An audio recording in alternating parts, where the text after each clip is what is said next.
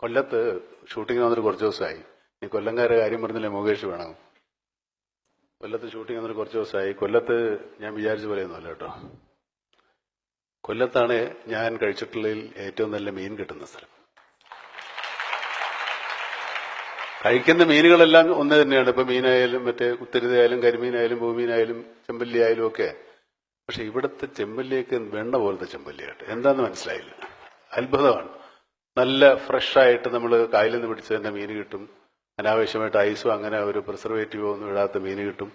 വളരെ അതുകൊണ്ട് ഞാൻ കുറച്ചു കാലമായിട്ട് മാംസാഹാരം കഴിക്കാത്ത ആളാണ്. മറ്റേ ഇതുകൊണ്ടല്ല കേട്ടോ, കുറെ നാളായി.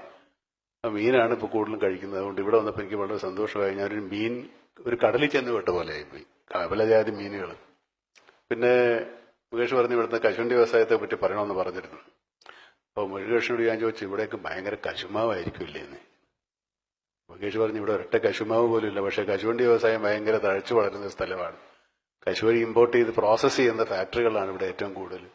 അതും വളരെ സന്തോഷകരമായ ഒരു കാര്യമാണ്. നമ്മുടെ നാട്ടിൽ ഇല്ലാത്തൊരു കാര്യം. നമ്മുടെ നാട്ടിൽ മാത്രമേ ഏറ്റവും നല്ല കശുവണ്ടി ഭംഗിയായിട്ട് പ്രോസസ്സ് ചെയ്തെടുക്കാനുള്ള ആൾക്കാരുടെ ഉള്ളൂ എന്ന് പറഞ്ഞിട്ട് വലിയ കാര്യമില്ലേ?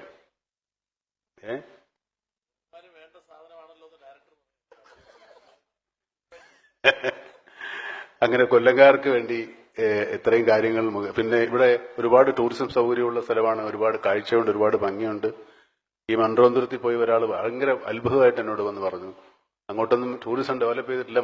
മറ്റേ മുകേഷിനെ പോലെയുള്ള ആളുകൾ ഒരു MLA ആയിട്ട് കിട്ടിക്കഴിഞ്ഞാൽ കൊല്ലത്തിന്റെ മുഖച്ഛായ മാറുകയും പിന്നെ ഞാൻ വീട്ടിൽ പോകാതെ കൊല്ലം കണ്ടവന് ഇല്ലം വേണ്ടെന്നുള്ള അവസ്ഥയിലേക്ക് ആകാൻ ഉള്ള ഒരു അവസരം ഉണ്ടാക്കാൻ മുകേഷ് വിചാരിച്ചാൽ സാധിക്കും.